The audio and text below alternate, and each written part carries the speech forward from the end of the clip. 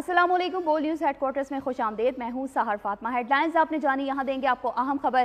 नैब तरमीमी case का फैसला आज सुनाया जाएगा। सुप्रीम कोर्ट दोपहर 12:15 बजे फैसला सुनाएगी। फैसले से मुतालिक सुप्रीम कोर्ट पॉज लिस्ट जारी कर दी गई है, जबकि 3 रुकनी बेंच ने समाअत करके फैसला महफूज किया था। आपको ये अहम खबर दे रहे हैं।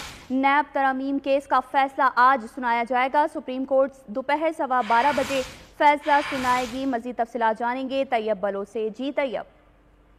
जी, नैब तरमीम केस का फैसला जो है वो आज 12:15 बजे सुनाया जाएगा। इस हवाले से सुप्रीम कोर्ट की जानिब से बाकायदा काज लिस्ट भी जारी कर दी गई है और वक्त जो है वो 12:15 का दिया गया है।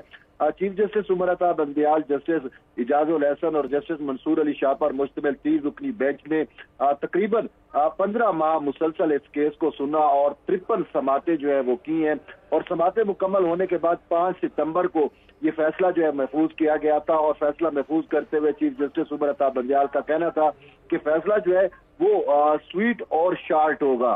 तो अब जो है वो रजिस्ट्रार ऑफिस की जानिब से कॉल लिस्ट जारी कर दी गई है कि आज फैसला सुना दिया जाएगा, क्योंकि आज चीफ जस्टिस उमर अता बंदियाल का जो है वो कोर्ट ठीक है तैयब, बहुत शुक्रिया, आप तफसीलात से आगाह कर रहे थे। और यहाँ आपको बराह रास्त तकरीर